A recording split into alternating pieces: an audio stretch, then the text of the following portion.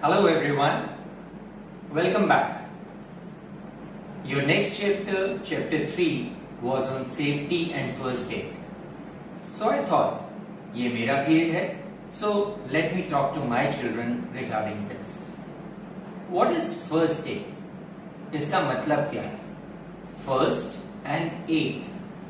First का मतलब सबसे पहले, aid का मतलब सहायता.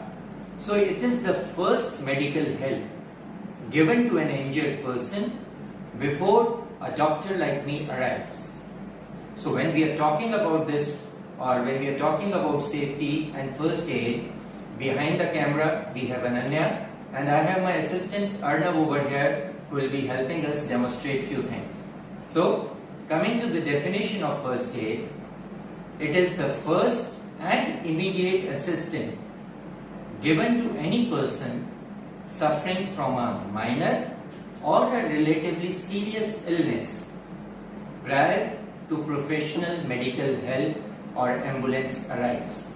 So किसी भी आदमी को, किसी भी व्यक्ति को कोई चोट लग जाती है तो जो वहां पे प्रेजेंट हैं, आप भी हो सकते हैं, तो जो उसकी हेल्प करते हैं, जो इमीडिएटली उसकी हेल्प करते हैं, उसको फर्स्ट एड कहा जाता है. This is something which all of us should know and this is something which we hope कि हमें कभी भी यूज ना करना पड़े, किसी और को चोट ना लगे. बहुत से लोगों को in spite of knowing first aid, they panic at that time. They forget everything at that time. So most important is keeping your cool, stay calm, keep your presence of mind. That is most important. हम first aid देते क्यों हैं? What is the aim? What is the benefit? You can save a life by giving first aid. इतने ambulance आएगी, इतने patient hospital पहुंचेगा. Sometimes अगर first aid ना दी जाए तो इतनी ब्लीडिंग हो सकती है या दूसरी प्रॉब्लम्स हो सकती हैं कि we can lose the patient. So if you are present on the scene, अगर आप कामली एक्ट करते हैं तो you may save a life, which is a wonderful feeling. Second, with the help of first aid, we can prevent the illness or the condition from worsening. जो आपने help की उससे patient की और तबीयत खराब नहीं हुई and he can recover faster. So these are the three benefits which we expect out of first aid.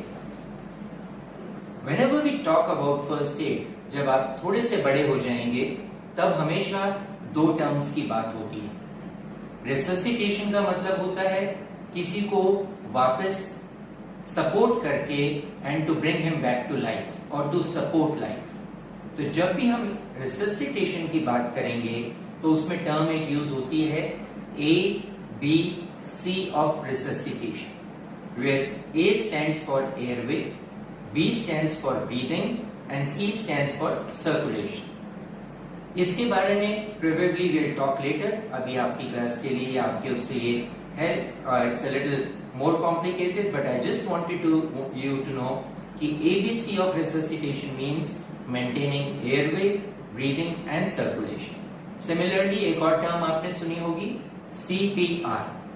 CPR is cardiopulmonary resuscitation. कई बार होता है ना, आपने देखा होगा हार्ट अटैक हो गया या वो हुआ तो चेस्ट को पंप करते हैं और आर्टिफिशियल रेस्पिरेशन देते हैं. So that is called as cardiopulmonary respiration. So now in your chapter, first of all they have given something about the road science or road safety. As it is always said, prevention is better than cure.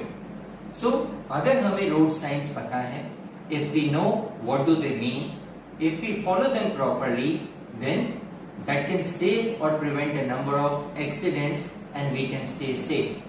तो हम अगर safe रहेंगे, if everyone remains safe, तो probably first aid की हमें जरूरत नहीं पड़ेगी. सबके घर में most important is you should always have a first aid kit.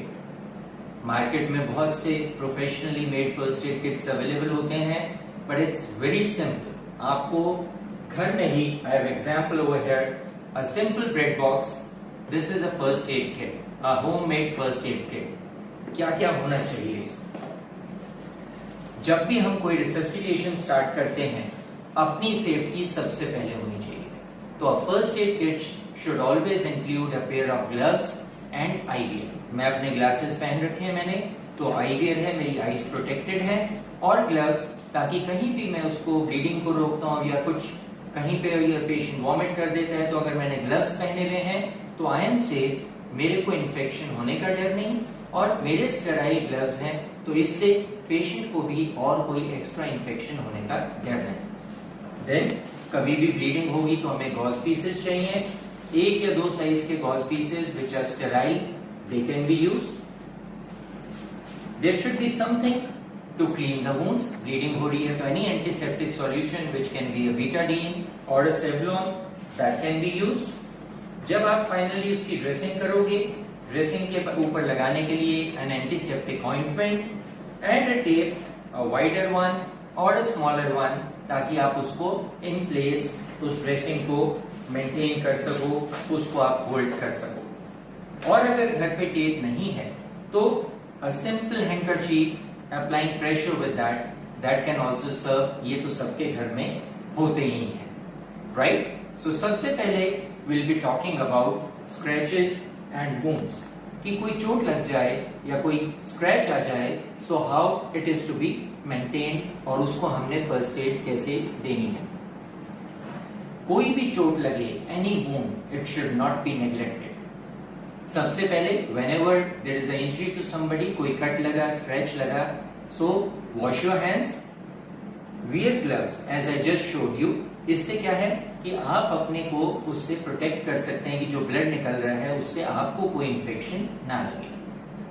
Clean the surrounding of the wound with water, running water. उससे आपने वुंड के आसपास जो कट लगा, अगर गिरने से लगा है, डर्ट है, तो उसको आपने आसपास उसको वाटर से क्लीन किया, और फिर गॉज पीस के ऊपर आपने एंटीसेप्टिक सॉल्यूशन, जैसे हमने बीटाडीन दिखाया था, उसको लेके आपने उसको वुंड को क्लीन किया। After you have clean the wound with Betadine and Savlon, put an antiseptic cream over that and cover it with a sterile gauze. इस तरह से आप वुंड को कवर कर सकते हो। अगर आपके पास स्टेराइल गॉज नहीं है तो as I showed, you can use a handkerchief or a clean piece of cloth which has been clean, washed properly, उसको आप यूज कर सकते हैं। प्रॉब्लम कहां आती है? सिंपल कट्स जिसमें कोई ज्यादा ब्लीडिंग नहीं है वो आपने मैनेज कर दी, बट सपोजिंगली उसमें से कंटिन्यूअसली ब्लीडिंग हो रही है, व्हाट टू डू देन? अगर ब्लीडिंग आप नहीं रोकेंगे तो because of blood loss the patient can go into shock. So the most important thing to do over there is, I just call my assistant Sarna, can you come over to help me? So the most important thing, अगर कोई चोट लग गई, यहां पे से bleeding हो रही है, apply a thick piece of gauze or handkerchief and keep it pressed. उसको दबा के रखिएगा। Maintain that pressure for 5 minutes. आपने ये नहीं करना कि दबाया, 20 सेकेंड्स के बाद फिर देखा अच्छा ब्लीडिंग है, फिर दबा लिया, क्योंकि every time you take it off तो वो जो ब्लीडिंग थोड़ी कंट्रोल हो रही होती है वो दोबारा शुरू हो जाती है। सो इट इज इंपॉर्टेंट कि you apply continuous pressure for at least 5 minutes.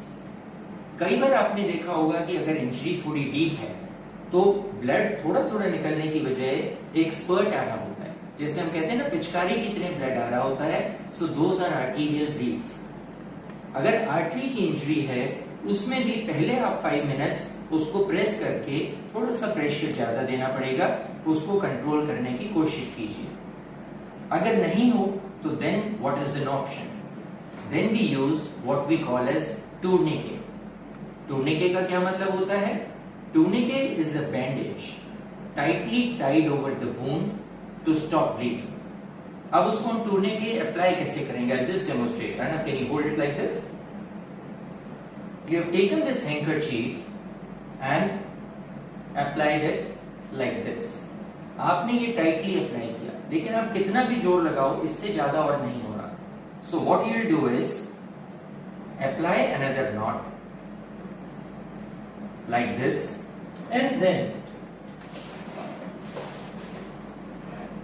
take a pencil or any stick और इसको आप ऐसे करके ट्विस्ट कर देंगे। When you twist it like this, ये बहुत ज्यादा टाइट हो जाएगा and you will be able to maintain the tourniquet. I hope it's not hurting you, लेकिन can you feel it is tighter than what it was earlier? So ये tourniquet होता है, but be careful, इसको बहुत देर तक apply करके नहीं छोड़ना चाहिए। This is only for a short duration of time till the time doctor और एम्बुलेंस कम्स, और आते ही उन्हें बताना चाहिए कि यहाँ टूर्निकेट लगाया हुआ है, so that it can be relieve और पेशेंट को उसके हैंड में कोई इंजरी ना हो। Okay, thank you. Can you take this off? Okay,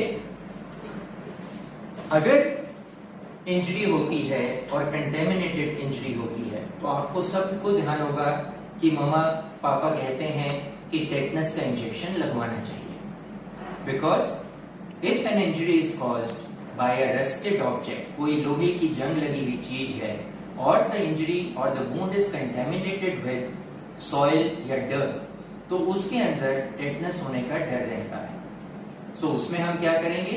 the policy remains the same, clean the wound thoroughly with running water, उसके बाद antiseptic solution, this will do, but हमें फिर उसके साथ में एंटी टेटनस इंजेक्शन लगवाना चाहिए।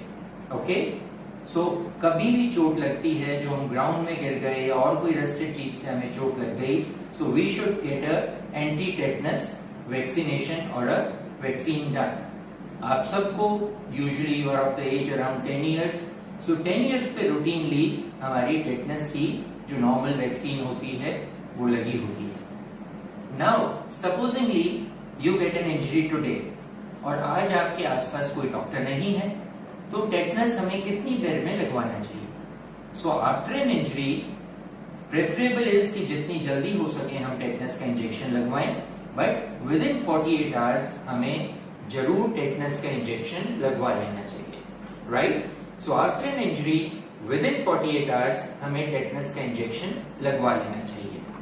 एक और पॉइंट, अगर आपको आज टेटनस का इंजेक्शन लगा है and supposedly 6 months later you again have an injury, तो क्या आपको टेटनस दोबारा लगवाना चाहिए? No.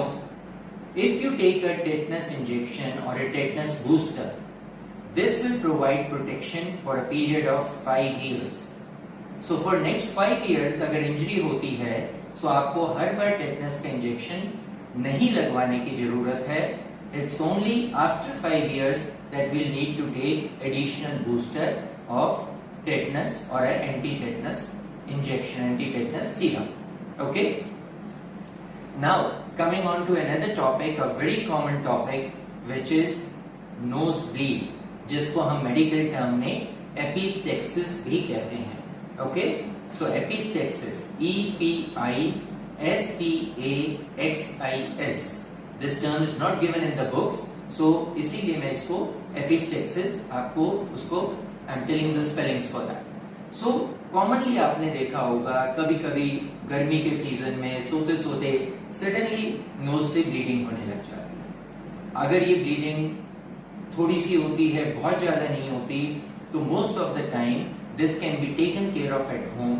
लेकिन अगर ये बार बार हो या अगर बहुत ज्यादा ब्लीडिंग हो, then we should contact a doctor. अब घर में ब्लीडिंग होती है तो क्या करना चाहिए? How do we stop it? Okay, I again call my assistant Arnav, please come over.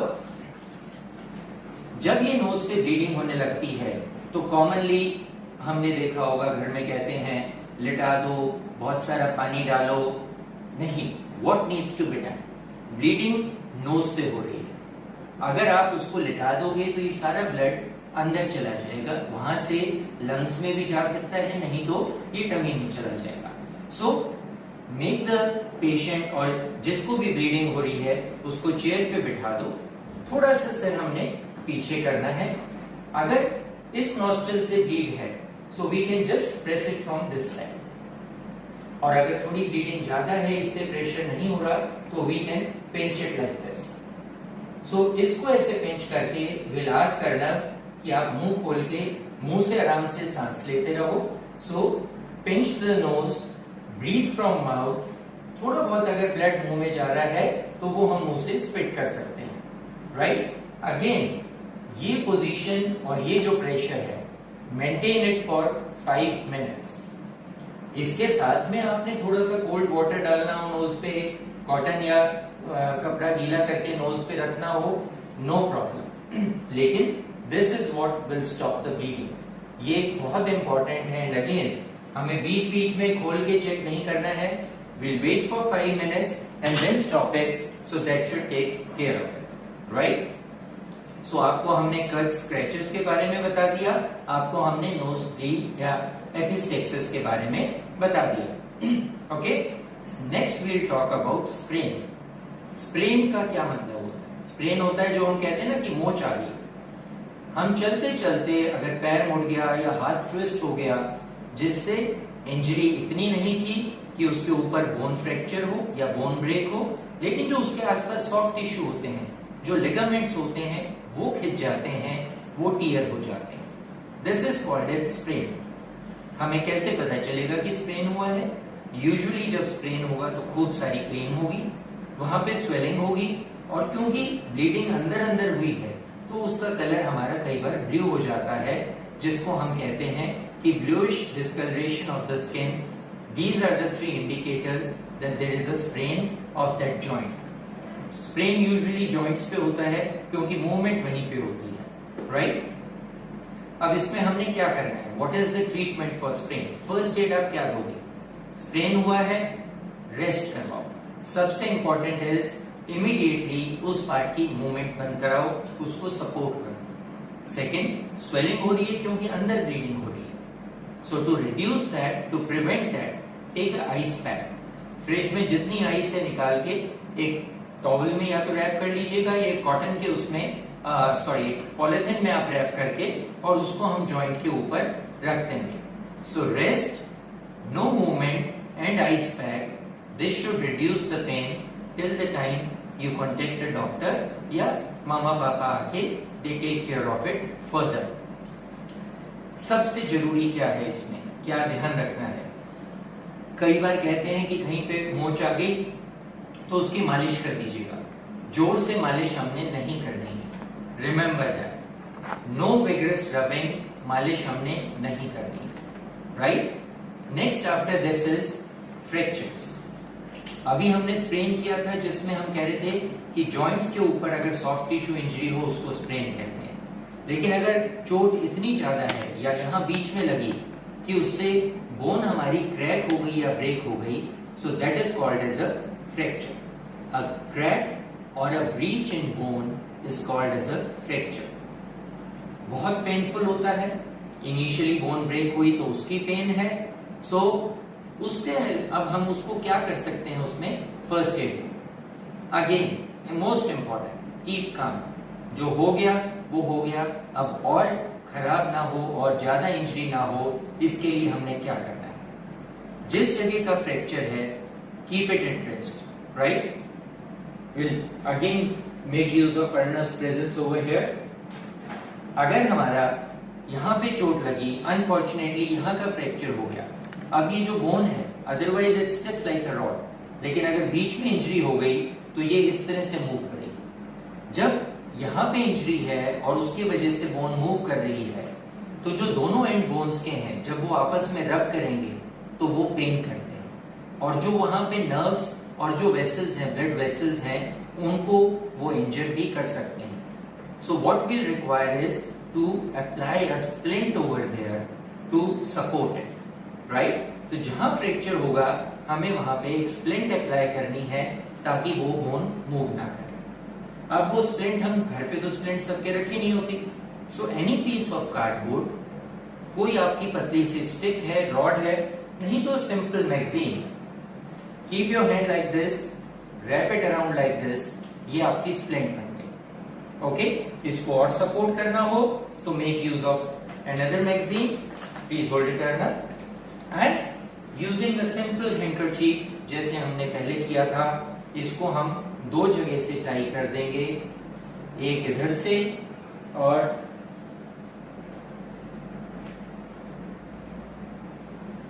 एक इधर से। सो जब हमने इसको 2 जगह से टाई कर दिया, ये सपोर्ट हो गई, तो अब जो बीच से बोन है that will not move, this is called as a splint. ये किसी भी आप न्यूज़पेपर को रोल करके, मैगजीन को रोल करके ये बना सकते हैं। अब अगर इसको नीचे हम लटकाते हैं तो ये नीचे की तरफ वेट जाता है, तो इसको हमने साथ में ऐसे भी सपोर्ट करके रखना है। उसके लिए जो हम यूज करेंगे, कोई भी पीस ऑफ क्लॉथ जो हम नेक में से डाल के इसको हम बांध सकते हैं ताकि हाथ हमारा ऐसे सपोर्ट हो जाए, that is called as a sling. तो कभी भी फ्रैक्चर हो, कीप काम, रेस्ट करने दो, उस पार्ट की हमने मूवमेंट नहीं करवानी है और एक स्प्लिंट अप्लाई कर देनी है। पेन ज्यादा हो रही है तो उसको हम थोड़ा सा ड्रिंक करने के लिए या पीने के लिए वार्म फ्लूइड दे सकते हैं and reassure the patient that it will be alright. Okay, thank you.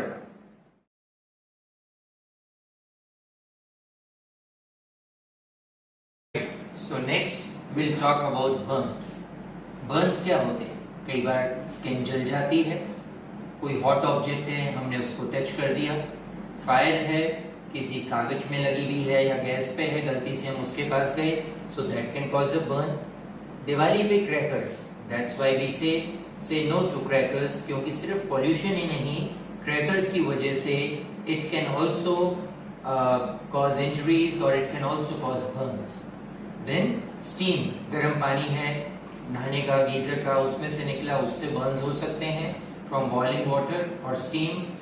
Electric Burns हो सकते हैं एंड केमिकल बर्न्स हो सकते हैं। अगर छोटा सा बर्न है, माइनर सा बर्न है, थोड़ी सी स्किन जली है, it can be very painful but most of the times it can be treated at home. क्या करना है हमने? जब भी बर्न्स होते हैं सबसे पहले हमें रनिंग वाटर, टैप वाटर लेके, बहुत ठंडा पानी लेने की जरूरत नहीं, लेकिन गर्मियां हैं, जब टैप में अगर गर्म वाटर है तो आप फ्रिज से ले सकते हैं, otherwise room temperature normal water 20-25 degree centigrade जिसका टेम्परेचर हो, वो हम फॉर 10 मिनट्स उसके ऊपर कंटिन्यूसली डालते रहेंगे। क्योंकि बर्न जो होता है वो सिर्फ एक बार जब टच हुआ तब भी डैमेज नहीं कॉज करता, वो धीरे धीरे डीपर लेयर्स को इंजर करता रहता है, उसकी डेप्थ इंक्रीज होती रहती है। तो अगर हम उसको टाइमली उसके ऊपर कोल्ड वाटर डाल देते हैं तो वो डैमेज को हम कम कर सकते हैं and we can prevent it from becoming a severe burn or a second or third degree burn. तो सबसे पहले हमने उसके ऊपर कोल्ड वाटर डाला, उसके बाद 10 मिनट्स तक कोल्ड वाटर डालने के बाद हम कोई भी एंटीसेप्टिक सॉल्यूशन लेके like Betadine will clean it और उसको एक स्टेराइल गॉज से या एक कपड़े से हम कवर कर देंगे and will contact our doctor. थोड़ी सी हमने उसके ऊपर ऑइंटमेंट लगा दी, most of the time this should be sufficient to treat minor burns. अगर बर्न का एरिया ज्यादा है या वो डीप बर्न है, उन केसेस में यूजुअली उस पे ब्लिस्टर बन जाता है, हम कहते हैं ना, देखते हैं उस पे बर्न पे एक छाला बन जाता है, उसको तोड़ने की कोशिश नहीं करनी है जब तक वो स्किन इंटैक्ट है। It's a closed wound. अगर हम उसको पंक्चर कर देते हैं या उसको हम कट कर देते हैं, it becomes an open wound जिसमें इन्फेक्शन के चांसेस बढ़ जाते हैं। फर्स्ट एड में हमने करना वही है, क्लीन इट और let the running water go over it for 10 minutes. उसके बाद उसको बीटाडीन या एंटीसेप्टिक सॉल्यूशन से क्लीन करो, ऑइंटमेंट लगाओ, एक क्लीन क्लॉथ या गॉज पीस से कवर करके contact your doctor. This is what we do in most of the burns. कई बार एसिड से या केमिकल्स उनसे बर्न हो जाते हैं, तो उसमें क्या है कि वो एसिड हमारे कपड़े पे लगा हुआ है। So what is important is immediately those clothes they should be removed ताकि further contact with skin can be avoided and no more damage occurs. But very carefully be careful about this fact कि when you are removing those clothes, so ये नहीं होना चाहिए कि वो हमारे body के दूसरे किसी पार्ट को टच हो जाए। And you should protect your hands also, ताकि उसको आप जब क्लॉथ को रिमूव कर रहे हो तो आपके हाथ पे वो एसिड लग के, नहीं तो आपको भी इंजरी कर सकता है। और एसिड का जो बर्न होता है वो ग्लव्स पहनने से भी you can not save yourself, so you should avoid touching that and then put lots of water, running water over it, ताकि वो वहां से एसिड वॉश ऑफ हो जाए, डाइल्यूट हो जाए और वो फर्दर इंजरी ना करे, right? So these are about the chemical burns. After burns कई बार घर में सडनली हम देखते हैं कि बिल्डिंग में ही फायर लग गई या किसी को बॉडी के ऊपर आग लग गई, कपड़ों पे सब पे आग लगी हुई है, सो उस केस में what needs to be done? Shout for help. सबसे पहले चिल्ला के मदद के लिए बुलाओ, बिकॉज वो आप अकेले मैनेज नहीं कर सकते। जो भी आपके साथ हो उनको कहो कॉल द फायर ब्रिगेड, ताकि टाइमली इतने आप अपनी फर्स्ट एड दे रहे हो, इतने में एम्बुलेंस, फायर ब्रिगेड और जितने लोग आ सकें वो आके हेल्प कर सकें। अगर किसी के कपड़ों पे फायर लगी हुई है तो उसको हाथ से ऐसे बुझाने की कोशिश नहीं करनी और उसको भागने की कोशिश नहीं करनी चाहिए, because when that person tries to run, उन फ्लेम्स को हवा मिलती है और वो और ज्यादा बढ़ जाती हैं। That running fans the flames. So हमने क्या करना चाहिए? We should ask that person to fall on ground, जमीन पे लेट जाए and start rolling on ground. और अगर आपके पास कोई ब्लैंकेट या कारपेट है, so roll that person in that blanket or carpet. अगर supposingly this is the carpet, इसको मैंने चारों तरफ से ऐसे रोल कर दिया, तो जो ऑक्सीजन मिल रही है इस फायर को बर्न करने के लिए वो कट आउट हो जाती है। So it cuts out that oxygen and that helps to control the fire. जैसे ही फायर बुझ जाती है, take him out of the blanket and then pour water, जो हमने फर्स्ट एड के लिए अभी आपको बताया है।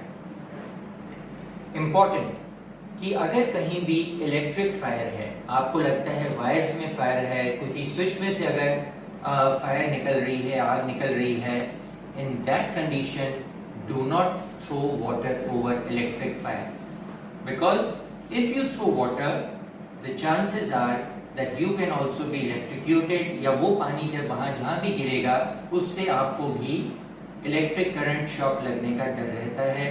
So do not throw water over electric fire, right? So last topic in your chapter will be taking about and that is regarding animal bites and snake bites. घर में पपीज होते हैं, डॉग्स होते हैं, स्ट्रीट पे कई बार होते हैं, तो कई बार एक्सीडेंटली या खेलते खेलते हमें कोई एनिमल बाइट कर लेता है, which may be a dog, a cat, sometimes सोते सोते कोई रेड बाइट हो जाता है। So again, wash that wound well with soap and water, running water, और सोप लगा के उस wound को आपको अच्छी तरह से धो लेना चाहिए। Use antiseptic solution to clean that wound and then contact your doctor. तो सिंपल, आपने फर्स्ट एड में उसको वॉश करेंगे, बीटाडीन से क्लीन करेंगे, एंटीसेप्टिक लोशन लगाएंगे and you will go to a doctor, जहां पे आपको एक टेटनस का इंजेक्शन और उसके साथ में इफ रिक्वायर्ड एक रेबीज का इंजेक्शन वो स्टार्ट किया जाएगा, that your doctor will advise. But हमें ये ध्यान रखना चाहिए कि रेबीज जो होती है, जिसको हाइड्रोफोबिया भी कहते हैं, that is not only caused by dog bite, वो कैट से, ह्यूमन बाइट से, रैट से या बैट्स जो होते हैं उनके बाइट में भी रेबीज का डर रहता है। So if there is any animal bite, we should be careful and we should ask for a anti rabies vaccine to be given. Last of all, although हमारे इस एरिया में बहुत ज्यादा स्नेक्स नहीं होते हैं, बट स्टिल अगर कभी स्नेक बाइट हो या कभी सस्पिशन हो कि हम फील्ड्स में जा रहे थे, ग्राउंड में हम खेल रहे थे, अंधेरा था, बुशेस में से कुछ निकल के काट गया, when we see, if we see 2 marks, 2 puncture wounds देखें पास, so a snake bite should always be suspected. आपने पिक्चर्स में देखा होगा, पहले कहते हुए सुना होगा, स्नेक बाइट होता है, वहां से कट करके उसको ब्लड को निकाल देते हैं या पॉइजन को सक कर लेते हैं। No, this should not be done. ना हमें उसको कट करना चाहिए, ना हमें मुंह से उस पॉइजन को निकालने की कोशिश करनी चाहिए, और ना ही वहां पे टाइटली कपड़ा बांधना चाहिए। Do not do that. Simply आपने क्या करना है, उस एरिया को हार्ट के लेवल से नीचे रखना है, ताकि ब्लड फ्लो वहां से हार्ट की तरफ थोड़ा सा स्लो रहे। पैनिक नहीं करना है and immediately take the patient to a doctor, to a hospital, जहां पे उसके लिए जो भी सुटेबल ट्रीटमेंट है that can be done, right? So these were some of the common conditions which we encounter at home, and before a doctor arrives or before a professional help arrives, these are the things which you can do in first aid to decrease the injury, to save life, and to be a mini doctor or a little doctor. So remember these, keep practicing these, इनको revise करते रहिएगा because they may not be useful very frequently, लेकिन जब इनकी जरूरत पड़ती है, अगर आप कामली उस टाइम पे ये कर देते हैं, so you are the one who will save a life. All the best, right? Will see you soon. और आपका जब डाउट क्लियरिंग सेशन होगा उसके अंदर I again talk to you, ताकि आपके और कोई डाउट्स हैं so I can clear those and we can revise these things. Okay? और सबको अपने घर में एक फर्स्ट एड बॉक्स बना के रखना चाहिए, जो चीजें मैंने बनाई हैं, बिकॉज जिस टाइम पे कोई भी इंजरी होगी तब इसको ढूंढने लगो, so that is wasting time. It should be ready and everyone in the house should know where it is kept. So all the best, keep studying hard, stay home, stay safe, and see you soon. Bye bye.